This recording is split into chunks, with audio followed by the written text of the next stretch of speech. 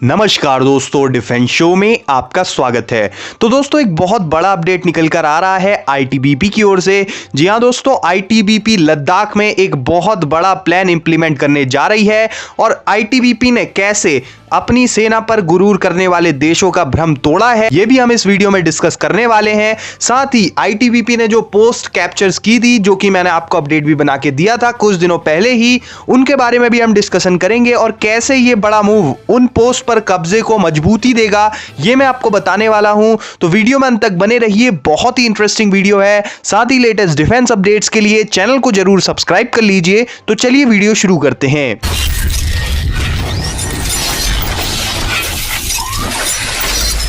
तो दोस्तों, पैंडेमिक के कारण भारत तिब्बत सीमा पुलिस यानी कि आईटीबीपी का 59वां स्थापना दिवस सूरजपुर के पास स्थित शिविर रोड में परेड की जगह सलामी देकर मनाया गया। दोस्तों, हर बार के मुकाबले इस बार काफी कम लोगों ने इसमें शिरकत की। गृह मंत्री अमित शाह की जगह कार्यक्रम में पहुंचे केंद्रीय गृह राज्य मंत्री जी किशन रेड्डी ने जवानों का उत्साहवर्धन किया। लद्दाख में चीन के साथ चल रहे गतिरोध पर उन्होंने कहा कि आईटीबीपी ने उन देशों का भ्रम तोड़ दिया है जो कि अपनी शक्तिशाली सेना पर गुरूर करते हैं। उन्होंने उत्कृष्ट प्रदर्शन करने वाले जवानों को सम्मानित भी किया। जी किशन रेड्डी ने कहा कि आईटीबीपी सिर्फ सरहदों और देश की आंतरिक सुरक्षा की रखवाली ही नहीं कर रहा, बल्कि आर्थिक हितों की भी रक्षा कर रहा है। दोस्तों, देश की सीमाएं शत्रु भावना रखने वाले पड़ोसियों से घिरी हैं। हमारा आर्थिक विकास रोकने के लिए दुश्मन बार बार अड़ंगे लगाते हैं।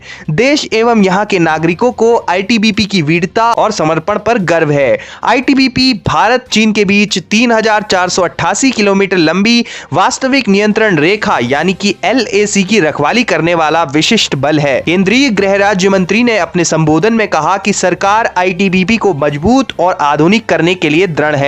और बड़ा अपडेट ये निकल कर आ रहा है कि भारत सरकार ने आईटीबीपी को सीमा पर चौकसी बढ़ाने के उद्देश्य से 47 अतिरिक्त सीमा चौकियां स्थापित करने की अनुमति दे दी है। दोस्तों, पूर्वी लद्दाख की गलवान घाटी में भारतीय और चीनी सैनिकों के बीच हुई हिंसक झड़प के बाद चीन से लगती सीमाओं पर निगरानी रखने वाली आईटीबीपी की ओर से चौकियां बढ़ाने की मंजूरी का काफी महत्व है। गृह राज्य मंत्री जी किशन रेड्डी ने ग्रेटर नोएडा में आईटीबीपी के 59वें स्थापना दिवस पर यह भी बताया कि आईटीबीपी को 28 प्रकार के नए वाहन प्रदान किए गए हैं और इसके अलावा 7,22,000 करोड़ रुपए का बजट भी आवंटित किया गया है। उन्होंने अपने संबोधन में कहा कि भारतीय संस्कृति वसुदैव कुटुंबकम, जो कि विश्व शांति का संदेश देती है, उसके बारे में कहती है। लेकिन साथ ही हमारी संस्कृति हमें हर तरह की प्रतिकूल परिस्थिति के लिए खुद को पूरी तरह से सशक्त बनाने का मंत्र भी देती है।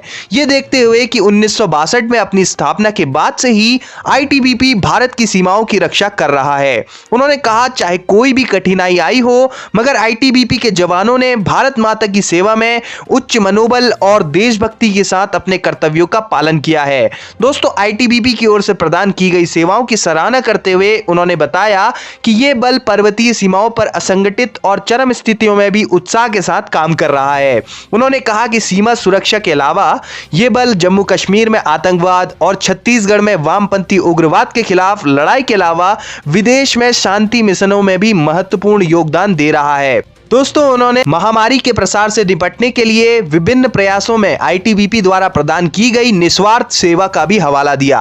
उन्होंने कहा कि आईटीबीपी देश के आर्थिक विकास में भी महत्वपूर्ण योगदान कर रही है। आईटीबीपी ने हमारे आर्थिक विकास को धीमा करने के उद्देश्य से सीमा पार से हो रहे प्रयासों को विफल करने में अहम भूमिका निभाई है। दोस्तों, इसी दौरान रेड्डी ने आईटीबीपी कर्मियों को 6 राष्ट्रपति पुलिस पदक और मेधावी सेवाओं के लिए 23 पुलिस पदक प्रदान किए।